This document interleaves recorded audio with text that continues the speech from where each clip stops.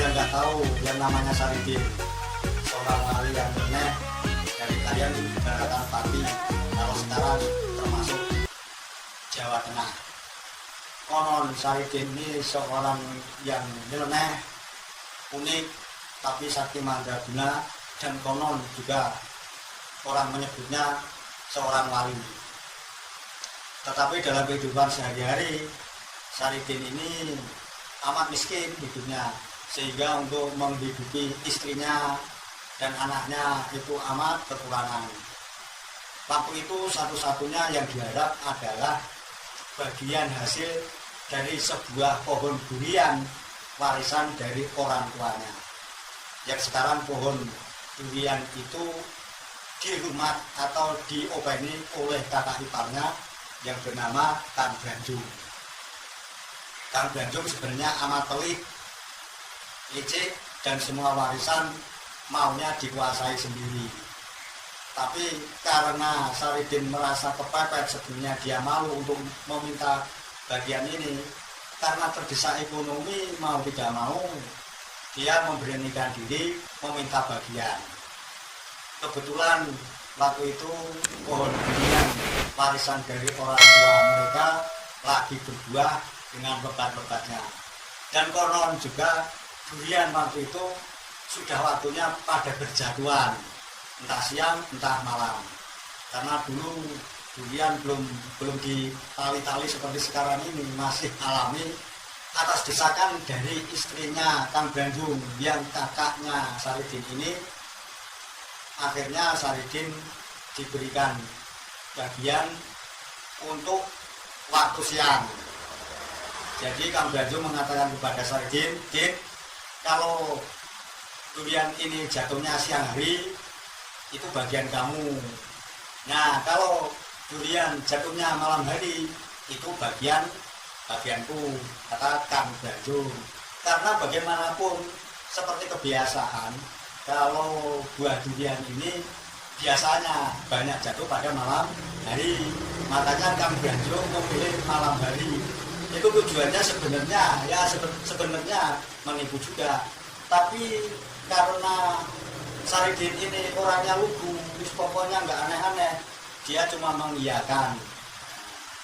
Singkat cerita, setelah kesepakatan itu dibuat, kemudian kalau siang hari Saridin berjaga di kebun yang ada pohon itu. Apabila jatuh itu diambil, karena kalau siang itu bagiannya dia. Kalau malam itu nanti Kang Branjung yang berjaga, dan apabila jatuh bagiannya Kang Branjung. Ternyata menurut Sohibul Hikayat, ketoprak dari negeri Pati, Jawa Tengah ini berkisah durian yang jatuh waktu itu ternyata banyak yang siang hari. Maka dengan sendirinya Saridin mendapatkan rezeki yang amat banyak dari durian yang jatuh ini.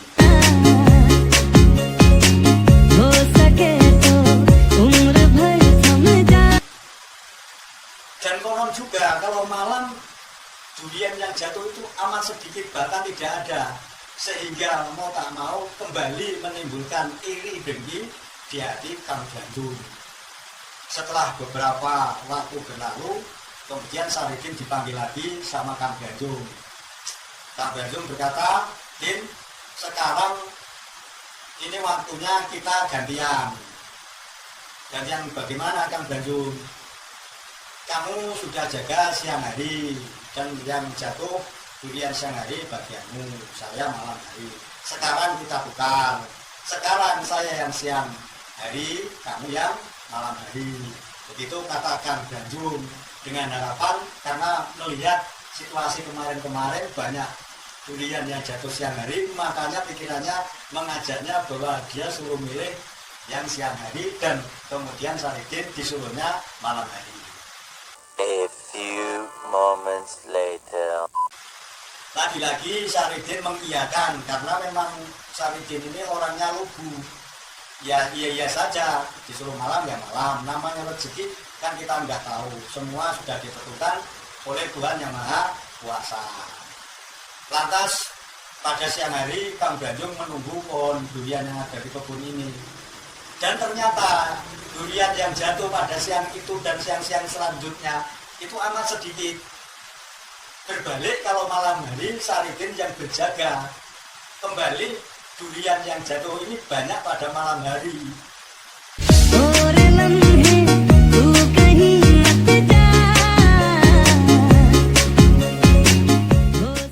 Nah, atas kejadian seperti itu Kang Branjung menjadi jengkel juga. Ini bagaimana? Kalau malam hari nggak ada, siang hari justru Saridin banyak mendapatkan buah. Kemudian saya tukar. Nah, malam hari banyak yang jatuh, siang malah nggak ada. Wah, kalau begini saya nggak bisa dapat durian yang saya jual ini. Maka kemudian timbul akal licik yang menghasut Kang Branjung ini. Nah, konon lagi, akhirnya Kang Branjung mempunyai pemikiran, wah kalau begitu orang-orang di kampung Pangku itu kalau ada harimau merasa takut dan enggan untuk keluar rumah pada malam hari. Makanya dengan siasat yang licik, Kang Branjung mencari pakaian harimau yang bisa dipakai pada malam hari, tujuannya untuk menakut-nakuti Saridin yang lagi berjaga menunggu durian jatuh dari pohon. Pada malam yang amat sepi itu, Kang Branjung mengendap-endap keluar dari rumah menuju kebun di mana Saridin menunggu pohon durian. Dalam kegelapan itu tidak berapa lama buah durian bunyi jatuh dari atas. Tidak berapa lama kemudian disusul bunyi durian jatuh berikutnya. Tapi anehnya ketika Saridin mendekati di mana bunyi durian itu jatuh, selalu durian itu sudah tidak ada di tempatnya.